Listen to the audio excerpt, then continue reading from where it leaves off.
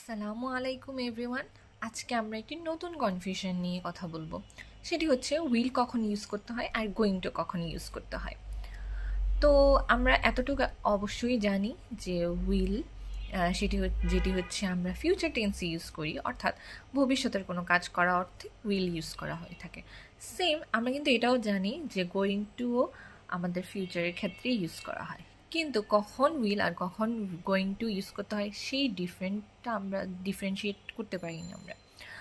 তো এক্ষেত্রে হচ্ছে আজকে আমি তোমাদেরকে এই কনফিউশনটাই ক্লিয়ার করে দেব যে কখন উইল ইউজ করতে হবে আর কখন গোয়িং টু ইউজ করতে হবে। তো চলো শুরু করা যাক।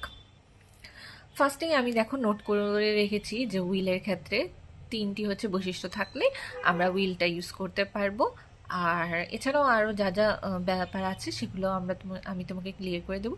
আর গোয়িং টু এর ক্ষেত্রেও দুইটা যে বৈশিষ্ট্য লিখে রেখেছি সেই হিসেবে আমরা হচ্ছে এক্সাম্পল দিব, তখন জিনিসগুলো আরও ডিপলি বুঝতে পারবে তোমরা।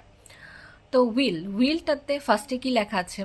নো পসিবিলিটি অফ ডাউট, অর্থাৎ যেখানে কোনো হচ্ছে আমাদের ডাউটের পসিবিলিটি থাকবে না, অর্থাৎ আমি একদম শিওর যে না আমি এটাই করতে যাচ্ছি, সেক্ষেত্রে আমরা কিন্তু উইল ইউজ করতে পারি।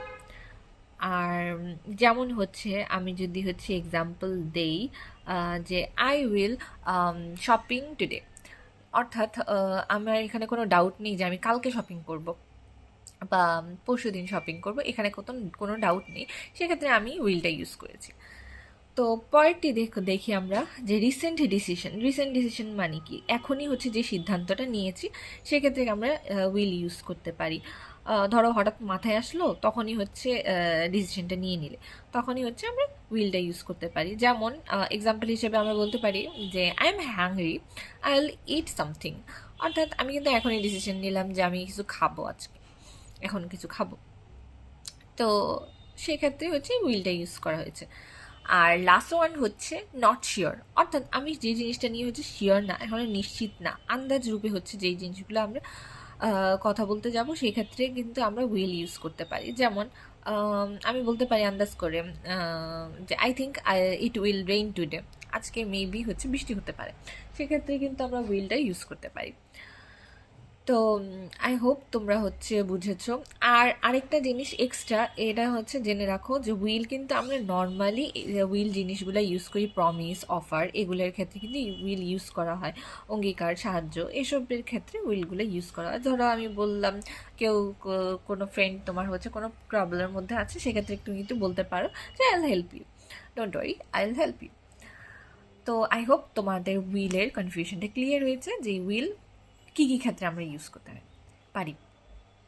এরপর সেকেন্ড ওয়ান হচ্ছে গোয়িং টু হচ্ছে আমরা ইউজ করব যেখানে হচ্ছে আমাদের যে জিনিসগুলো অলরেডি প্ল্যান করা থাকবে। উইলের ক্ষেত্রে কিন্তু কোনো প্ল্যান কিছুই ছিল না, তৎক্ষণাৎ আমরা হচ্ছে ডিসিশনটা নিয়েছি, কিন্তু গোয়িং টু এর ক্ষেত্রে কিন্তু আগে থেকে কিছুই প্ল্যান করা থাকবে, সব কিছু প্ল্যান করা থাকবে। আর এভিডেন্স হিসেবে চাক্ষুষ যদি কোনো কিছু ঘটে, সেক্ষেত্রে কিন্তু আমরা গোয়িং টু ইউজ করতে পারি। চলো আমরা এক্সাম্পল দিই, তখন তোমরা আবার বুঝতে পারবে ঠিক মতো। তো অলরেডি প্ল্যান যেটা, সেক্ষেত্রে হচ্ছে ইউজ করি আমরা আগে থেকেই যেহেতু সিদ্ধান্ত নিয়েছি, আমরা হচ্ছে ইউজ করতে পারি যে এক্সাম্পল হিসেবে I am going to visit my grandma tomorrow. এটা কিন্তু আমরা আগে থেকেই ডিসিশন নিয়ে রেখেছি যে আমি হচ্ছে গ্র্যান্ডমাকে ভিজিট করব। তো এটা এই ক্ষেত্রে আমি গোয়িং টু ইউজ করেছি।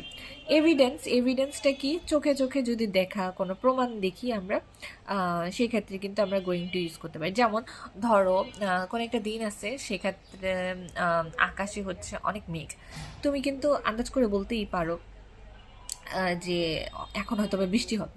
তো এক্সাম্পল হিসেবে আমি বলতে পারি look at the clouds, it is going to rain. তো এক্ষেত্রে হচ্ছে বৃষ্টি, আকাশ দেখে কিন্তু বোঝাই যেতেছে যে বৃষ্টি হবে। তো এভিডেন্স চোখে দেখতেছি আমরা, সেক্ষেত্রে গোয়িং টুটা আমরা ইউজ করেছি। তো আই হোপ তোমাদের এই দুইটার কনফিউশন ক্লিয়ার হয়েছে। যদি আমি একটু সামাপ করি, সেক্ষেত্রে তোমরা জাস্ট এভাবে মনে রাখবা যে উইলের ক্ষেত্রে আমাদের নতুন ডিসিশন বা যেটা হচ্ছে একদম শিওর না, তৎক্ষণাৎ ডিসিশন নিতেছি বা প্রমিস, সেক্ষেত্রে মানে নর্মালি হচ্ছে আমরা উইলটাই ইউজ করি। যখনই হচ্ছে আগে থেকে প্ল্যান্ড কিছু থাকবে বা হচ্ছে যেটা আমরা এভিডেন্স হিসেবে সামনাসামনিই দেখতেছি, তখন আমরা যে কথাগুলো বলতে যাব, সেক্ষেত্রে আমরা গোয়িং টু ইউজ করব। তো আই হোপ তোমাদের এই কনফিউশনটা ক্লিয়ার হয়ে গেছে। আর তোমাদের যদি আরও কিছু কনফিউশন থাকে আমার সাথে যোগাযোগ করতে পারো, এই কমেন্ট বক্সেই হচ্ছে বললেই হবে। এখন আমি একটা টেস্টের ব্যবস্থা করেছি, নিচে হচ্ছে দুটো হচ্ছে এক্সাম্পল দেওয়া আছে, কোনটা কি হবে সেটা তোমরা যদি নিজেরা ডিসাইড করে ফেলতে পারো তাহলে তো ভালোই, আর না পারলে নাই। আমি তো এখনই হচ্ছে এগুলো তোমাদেরকে বুঝাই দিব। তো ভিডিওটা পজ করে নিজেকে একটু টেস্ট করতে পারো।